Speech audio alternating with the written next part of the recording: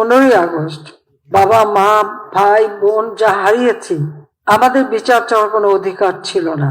কিন্তু আওয়ামী লীগ যখন সরকারে এসেছে তখনই এই বাংলাদেশের উন্নতি হয়েছে। কোটা আন্দোলন হয়েছিল 2018-তে, আমরা এটা মেনে নিয়ে বাতিল করে দিয়েছিলাম কোটা পদ্ধতি। পুরা জুন মাস চলে গেল। জুলাই মাসের 7 তারিখ থেকে হঠাৎ দেখি আবার কোটার জন্য আন্দোলন, যখন কোটা পদ্ধতি নাই আর আন্দোলন না, সেখানে দেখা গেল ঝাঁকে ঝাঁকে সব জড়ো হয়ে যাচ্ছে।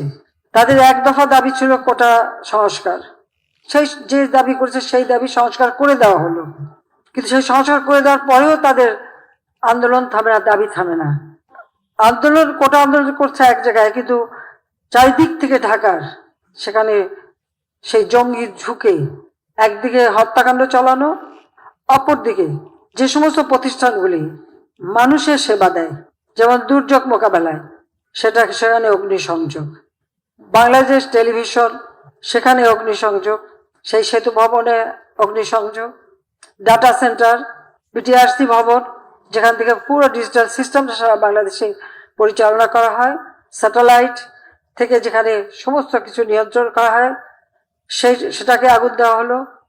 তার সাথে আসলো মেট্রো রেল, অত্যন্ত আধুনিক মেট্রো রেল, দুইটা স্টেশন পুড়িয়ে দিল। এক্সপ্রেসওয়ে 2010 থেকে প্ল্যান করে সেটা টোল প্লাজা ভেঙে নষ্ট করে দেওয়া হলো যাতে চলতে না পারে। আগুনে পড়া হানি ফ্লাইওভার, সেটাও টোল প্লাজা পোড়ানো, সেটারও ধ্বংস। অর্থাৎ আপনারা একটা জিনিস লক্ষ্য করেন যে ঠিক মানুষের সেবা দেওয়ার জন্য যে কাজগুলি, সেই জায়গাগুলিতেই কিন্তু আঘাতটা হানা হয়েছে। সিটি কর্পোরেশনের ময়লা ফেলার যে গাড়িগুলি, সেগুলি পুড়িয়ে দেওয়া হলো। আজকে কত মানুষের জীবন গেছে। আর সেই সাথে সাথে পুলিশ হত্যা করে, শুধু হত্যা না, কিরকম বিভৎস দৃশ্য আপনারা দেখেন যে হত্যা করে তাকে ঝুলিয়ে রাখা হলো, পা বেঁধে উপর দিকে মাথা নিচু করে, পুলিশের উপরে আক্রমণ, কত গাড়ি পুড়িয়ে দেওয়া হয়েছে। র্যাবের গাড়ি চালাচ্ছে তাকে যেভাবে মারা, বাড়ি বাড়ি ঢুকে ঢুকে কোথায় পুলিশ আছে পুলিশকে মারতে হবে, আর আওয়ামী লীগ কোথায় থাকে তাকে মারো। মসজিদে ঢুকে মসজিদের মাইক ব্যবহার করে মিথ্যা অপবাদ দিয়ে মানুষ ডেকে নিয়ে এসে তারপরে এই নারকীয় কাণ্ড চালানো হয়েছে, এবং এ পর্যন্ত অনেকগুলি মৃত্যুর খবর আপনারা পেয়েছেন। বাংলাদেশে আসার পর থেকে আর 75-এর পর থেকে তো আমরা শুধু লাশের মিছিলই পাচ্ছি, দেখছি। এবারেও প্রায় 200-র উপর মানুষ মারা গেল। দোতলা বাড়ির মধ্যে জানলার কাছে ছেলেটা, তার গুলি লেগেছে, বলে হেলিকপ্টার থেকে গুলি লেগেছে। আপনারা বলেন হেলিকপ্টারের গুলি ঘরের মধ্যে ঢুকবে কিভাবে? আর সেই গুলি ঢুকে কিন্তু দেওয়ালের যে ফুটো করে দিয়েছে। সেখানে তদন্তের জন্য লোক গেছে, তারা দেখে তাহলে সেখানে হেলিকপ্টার দিয়ে গুলি করলো কিভাবে? যখন পুলিশ আটকা পড়লে, যখন বিটিভিতে এখানে আগুন দিচ্ছে একটার পর একটা, আমরা হেলিকপ্টার থেকে সেখানে পানি দিয়ে আগুন নেভাবার চেষ্টা করছি, কারণ ফায়ার ব্রিগেড যেতে পারে না। আমার সব থেকে আধুনিক ফায়ার ব্রিগেডের যে গাড়িগুলি সব পুড়িয়ে দিয়েছে, মানুষগুলিকে মেরে তাড়িয়ে দিয়েছে। তখন বাধ্য হয়ে হেলিকপ্টার থেকে আবার পানি দিয়ে সে আগুন নেভাতে চেষ্টা করলাম। সেই সময় আবার অনেক জায়গায় পুলিশ আটকা পড়লো, তার নিচে আগুন দিয়ে দিয়েছে, পুলিশ উপরে ছাদে বসে আছে, খবর দিল, আমরা হেলিকপ্টার দিয়ে তাদের উদ্ধার করলাম।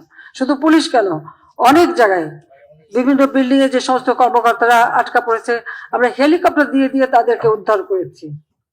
একটা জিনিস গেলে আবার গড়ে তোলা যায়, কিন্তু একটা জীবন গেলে, প্রাণ গেলে তো আর ফিরে পাওয়া যায় না। আর যারা আপনজন হারিয়েছে, যে মা তার সন্তান হারিয়েছে, যে সন্তান যার বাবা হারিয়েছে, তাদের কষ্ট আর কেউ না বুঝুক, আমি তো বুঝি।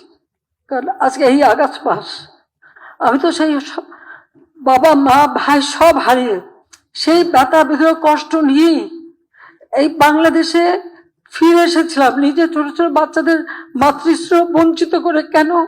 বাংলাদেশের মানুষের জন্য, যে এই দেশের মানুষের সুন্দর জীবন পাবে, উন্নত জীবন পাবে। এই যে এতদিন এত শ্রম দিলাম, কষ্ট দিয়ে, নিজের দিকে তো তাকাইনি, নিজের ছেলেমেয়ের জন্য কিছু করিনি, যা কিছু করছি মানুষকে দিয়েছি।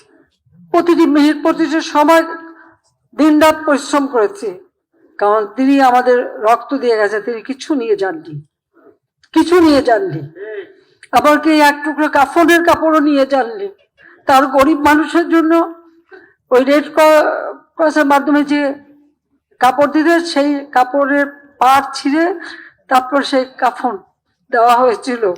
আর আমার মা ভাই তাদের কাউকে কোনো কাফন দাফন কিছুই দেওয়া হয়নি, কাজে তারা কিন্তু কিচ্ছু নিয়ে যায়নি, দিয়েই গেছে।